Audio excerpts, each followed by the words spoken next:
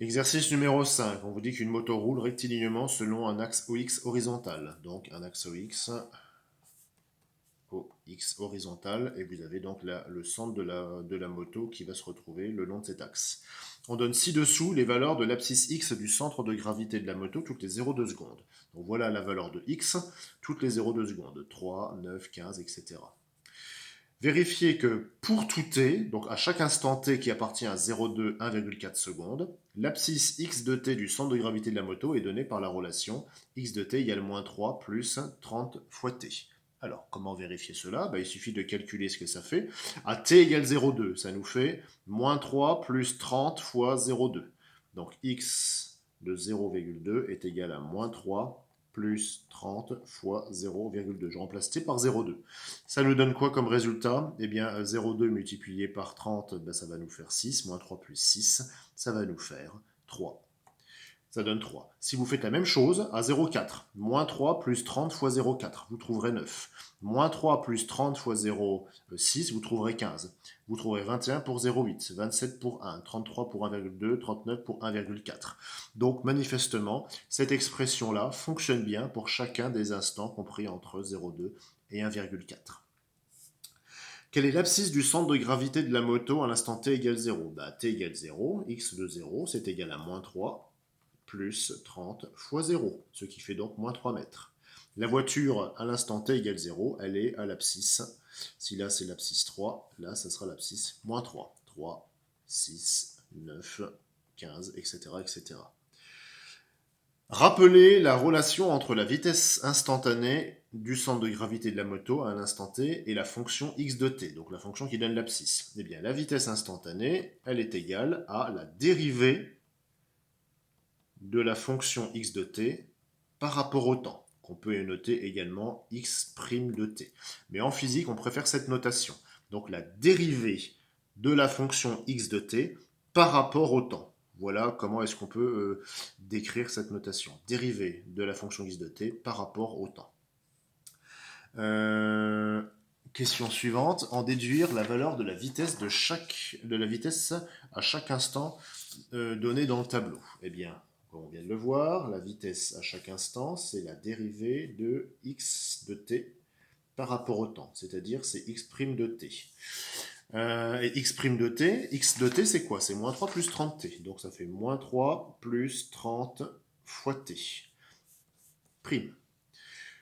La dérivée d'une somme, c'est la somme des dérivées. Ça fait donc la dérivée de moins 3 plus la dérivée de 30 fois t. La dérivée d'un produit, c'est le produit des dérivées. La dérivée de 30 fois t, c'est 30. La dérivée de moins 3, c'est 0. Donc ça fait 0 plus 30. Hein. La dérivée de 30x en mathématiques, ça serait 30 si je dérive. Donc la dérivée de 30t, si je dérive par rapport au temps, ça sera 30 également. Bref, v de t est égal à 30. 30 quoi? 30 mètres par seconde, puisque c'est une vitesse, et qu'on a tout mis en mètres et tout mis en secondes dans cet exercice. Manifestement, on constate que la valeur obtenue ne dépend pas du temps. Il n'y a plus t dans l'expression. Donc ça veut dire que la vitesse est constante. Si la vitesse est constante, c'est que le mouvement est uniforme.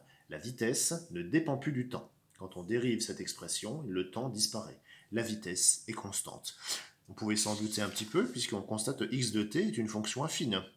X de t est égal à a plus quelque chose fois t. A est égal à b plus a fois t. C'est une fonction affine. Or, la dérivée d'une fonction affine, c'est une constante. La vitesse est ici constante, le mouvement est uniforme. Entre 2 et 4 secondes, l'abscisse de la moto est donnée par la relation x de t égale moins 5t carré plus 30t plus 17. En déduire l'expression de la vitesse à ces deux instants-là. Je vais d'abord calculer v à chaque instant. V, c'est la dérivée de x par rapport au temps. Ça nous fait donc x' de t. X' de t, ça fait la dérivée de ça. La dérivée de ça, c'est la dérivée de moins 5,0 fois t carré. Donc la dérivée d'une somme, c'est la somme des dérivées, donc c'est la dérivée de ça, plus la dérivée de 30 fois t, plus la dérivée de 17. La dérivée de moins 5 fois t carré. Alors la dérivée de moins 5 fois x carré. Qu'est-ce que c'est? C'est moins 10x. Donc ça nous fera moins 10 fois t. Plus la dérivée de 30 fois t, c'est 30, plus la dérivée de 17, c'est 0. Donc la vitesse, cette fois-ci, est égal à moins 10 fois t plus 30. Cette fois-ci, on constate que le temps apparaît, donc la vitesse va changer. La vitesse ne sera pas la même selon le temps. À t égale 2,0 secondes, ça nous fait v à l'instant 0,2 qui est égal à moins 10 fois 0,2, ce qui fait 2, plus 30. Moins 10, moins 10 fois 0,2, ça fait donc moins 2, plus 30, ça fait donc 28 mètres par seconde. À t est égal à 4,0 secondes, ça nous fait v de 0,4 qui est égal à moins 10 fois 0,4 plus 30. Moins 10 fois 0,4, ça fait moins 4. Moins 4 plus 30, ça fait 26. 26 mètres par seconde. Manifestement, le mouvement de la moto est-il accéléré ou ralenti ou uniforme? On voit que la vitesse, cette fois-ci, elle diminue. La vitesse diminue, donc c'est un mouvement, cette fois-ci, qui est décéléré.